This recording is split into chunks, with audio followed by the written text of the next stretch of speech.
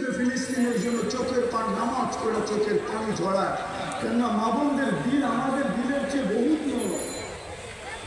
আমরা জানি না ওনারা চড়াইতেছে, কিন্তু চোখের পানি মাথার উপরে ওঠে না কেন? কারণটা কি? ওইখানে তো দেখি একজন প্রমাণ দিব, প্রমাণ দিতে প্রমাণ। ইবনে উমর রাদিয়াল্লাহু তাআলা আনহু বলেন, আমরা ৮,০০০ ছিলাম। হায়াতে সাহাবা উঠায় দেখেন, তারিখে সাহাবা উঠায় দেখেন, আমরা ৮,০০০ ছিলাম, উনি ১,০০,০০০ ছিল। বহুত দিক দিয়ে আমাদেরকে কয়েকভাবে আমাদেরকে আমরা বেষ্টনীর ভিতরে চলে আসছি, অবরুদ্ধ ছিলাম। ভাবতেছিলাম কবরটা এখানেই হবে। তো বলতেছিল, আমার পাশেই একজন দাঁড়ানো ছিল, ক্ষুধায় বড় কাতর, কাপড়গুলা বড় জীর্ণ শীর্ণ, চামড়াগুলা বিলকুল বোঝা গেছে, তলোয়ার রাখার কোনো নিয়মও নেই। একটা রশি দিয়ে কোমরে তলোয়ারটা বেঁধে রাখছেন। পায়ের দিকে তাকায় দেখি জুতাও নাই, কিন্তু উপর দিকে তাকায় গেলে কি বলতেছিল, তো আমি ভালোভাবে কান পাইটা শুনতেছিলাম যে বলে কি, তো শুনলাম উপরে তাকায় হাত উঠায় বলতেছে, ইয়া রব্বা মুহাম্মদ, ও রব্বে মুহাম্মদ, ইনসুর উম্মত মুহাম্মদ। এখনো কি মুহাম্মদুর রাসূলুল্লাহ সাল্লাল্লাহু আলাইহি ওয়াসাল্লামের উম্মতের সাহায্যের সময় আসে না? আপনি কি দেখেন না আমরা কয়ভাবে বেষ্টিত, অবরুদ্ধ? বলে বলতে দেরি আমি দেখলাম আকাশ ফাটলো, সাদা ঘোড়া, সাদা পোশাকে, ঘোড়া তরবারি হাতে, ডাইন হাতে তরবারি, বাপ হাতে জান্ডা, এক অশ্বারোহী বাহির হলো, তার পিছনে সিরিয়ালে বাহির হতে থাকলো। চোখের পলকে প্রথমটা মাথার উপরে এসে একটা চিৎকার দিল, অবশ্যই ইয়া উম্মত মুহাম্মদ, ও উম্মতে মুহাম্মদী সুসংবাদ গ্রহণ করো, যা আর নুসরা রব্বা মুহাম্মদ, মুহাম্মদুর রাসূলুল্লাহ রবের সাহায্য চলে আসে। ইবনে উমর রাদিয়াল্লাহু তাআলা আনহু বলেন, আমি সামনের দিকে তাকাইলাম, তো দেখলাম রুগীরা ভাগতেছে। কেন যে ভাগতেছে এটাও বুঝতে পারলাম না, যে যেদিকে পারতেছিল ভাগতেছিল। আমরা পিছু নিলাম, যাদেরকে জাহান্নামে পৌঁছায় দিলাম, বাকি বোঝা গেল আমরা গনিমতের মাল জমা করে পাহাড় বানায় দিলাম। একজনের জন্য তো সাহায্য আসতো, এরকম কথা কি কিতাবে হাজারো লেখা নেই? না লেখা নেই? হুজুররা বলো লেখা নেই? আরে সাহাবা তো সাহাবা, আল্লাহর ওলির কারণে সাহায্য আসে না, না আসে না? রাজা গোবিন্দ তো রাজাই ছিল, ঠিক না? কি আরে বলেন না, ছিল না? শাহজালাল রহমতুল্লাহ কোনো কি সেনাবাহিনী নিয়ে আসছিলেন নাকি? ওনার সফর সঙ্গী ছিল কয়জন? টোটাল 12 জন। টোটাল 12 জন ছিলেন সফর সঙ্গী। ওনার হাতে তো কোনো তলোয়ারও ছিল না, শুধু জায়নামাজই ছিল, ওইটাই সুরমা বিছায় দিছেন। সুরমা চিনছে কে জায়নামাজ বিছাইছে, ভিজানোও যাবে না, ডুবানোও যাবে না, বরং ওই পারে পার করা দেওয়ার দিকে আমি বাধ্য।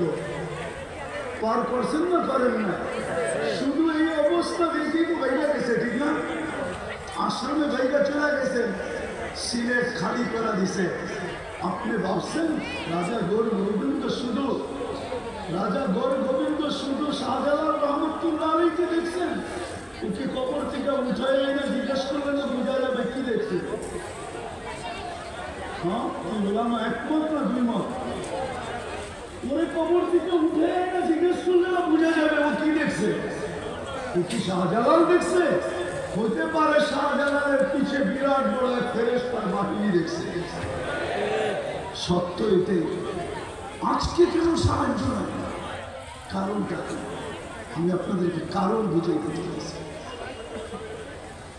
শেষ কাজে কারণ বুঝাইতে চাইতেছি, কেন এই দুরবস্থা। আজকে মুসলমান শেষ করে দিতেছি। আজকে মুসলমান নারী বলেন, পুরুষ বলেন, যুবক বলেন, বৃদ্ধ বলেন, শিক্ষিত বলেন, অশিক্ষিত বলেন, আজকে আল্লাহর হুকুমকে ছেড়ে গেছে। আল্লাহকে নারাজ কাছে নারাজ, আজকে আল্লাহ আমাদের উপরে নারাজ, সত্য নারাজ। নাইলে আমার বিবেকে আমার কাছে যুগ বিয়োগ মিলে না। কেন ফিলিস্তিনে অন্য দেশে ফাঁসত তো আমার মনকে বুঝাইতে পারতাম, কিন্তু ফিলিস্তিন ঘুরে আসার পরে আর আজকের পটভূমি চিত্র আমার কাছে মিলে না। যে মিলব তো মিলব কি করে?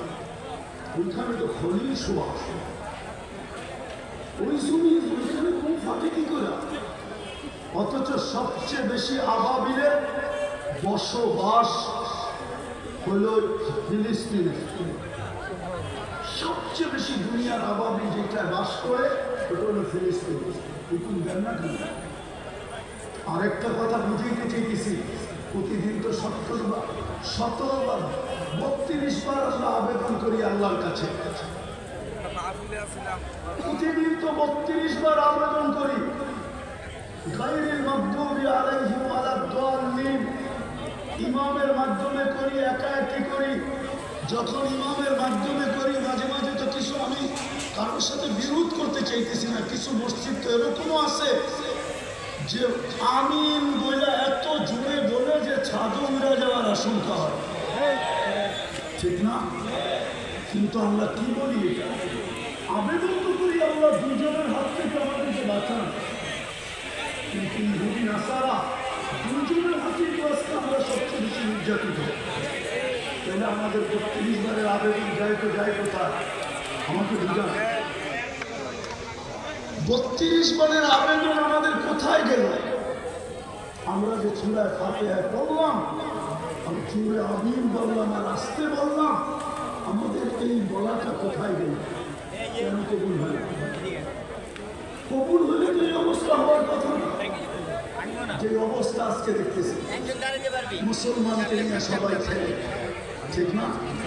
ফকির হইলাম আমরা, আর টাকা বিদেশে পাচার হয়ে বড় লোক হলো ওরা। আপনি ভাবেন যারা নিয়ে গেছে ওরা বড় লোক হয়েছে? ইম্পসিবল। আমি চিনি আমেরিকা, কানাডা চিনি, ইংল্যান্ড চিনি, সুইজারল্যান্ড চিনি, আমি আমাকে চিনি দেওয়া। হ্যাঁ, আমি চিনি বহু মানুষকে চিনি, 2-4 জন প্রেসিডেন্টও চিনি যারা ট্যাক্সি চালায়, ট্যাক্সি আমেরিকাতে ট্যাক্সি চালায়।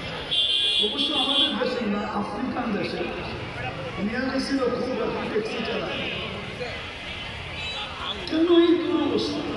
একটু ভাবে, চলে তো যাবো, থাকা তো যাবে না, পুঙ্খানো হিসাব তো দিবে। সত্য তো এটাই। যদিও কেউ মাঝে মাঝে জিজ্ঞাসা করে, হুজুর 60 বছরের হিসাব দিতে 50,000 বছর লাগবে কেন? আমি বলি, শোনো, তুমি ডেলি কতটুকু কয়বার শ্বাস প্রশ্বাস নিছিলে? কয়বার? আরে 1,60,000 বার।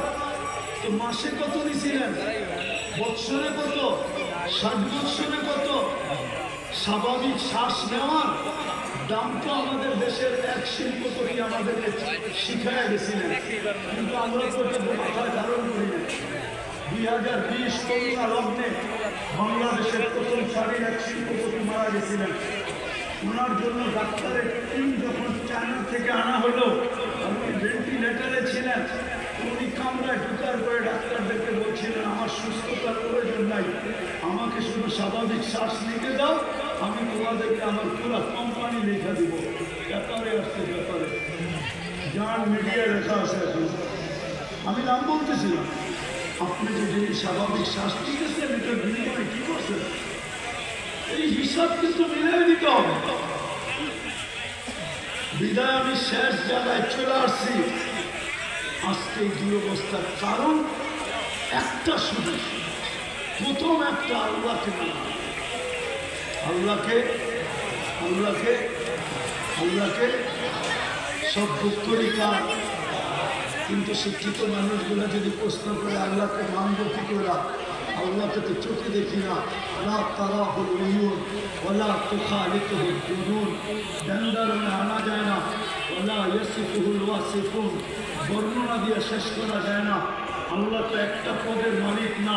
আল্লাহ তো শুধু আল্লাহ না, আল্লাহ তো রহমান, আল্লাহ তো রহিম, আল্লাহ তো মালিক, আল্লাহ তো কুদ্দুস, আল্লাহ তো সালাম, আল্লাহ তো মুকমিন, আল্লাহ তো মুহাইমিন, আল্লাহ তো আজিজ, আল্লাহ তো জব্বার, আল্লাহ তো মুতাকাব্বিরুল খালিকুল বারিকুল মুসাব্বিরুল গফফারুল কাহ্হারুল ওয়াহ্হাবুর রাসাকুল ফাত্তাহুল আলিমুল কাবিদুল বাসিতুল খাফিদুর রাফিউল মুইসুল মুজিবুস সামিউল বাসীরুল হাকামুল আদলুল লতীফুল খবীরুল হালিমুল আযীমুল গফুরুল শাকুরুল আলিমুল কবীরুল হাফিজুল মুকিবুল হাসিবুল জলিলুল করিমুল রকিবুল মুজিবুল ওয়াসি আল হাকিমুল ওয়াদুদুল মজিদুল ওয়াহিদুল শাহীদুল আকবর وقيل القبيل المتين الوليد الحميد الموصي المهدي المعيد المحيي المميت الحي والقيوم الواجد الماجد الواحد الاحد الصمد القادر المقتدر المقدم المؤخر الاول والاخر الظاهر والباطن الوالي المتوالي البر التواب المنتقم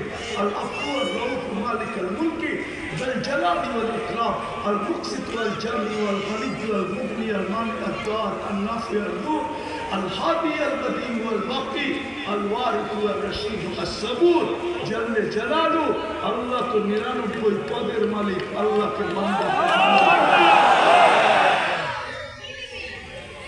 প্রশ্ন যদি করে কি করে মানব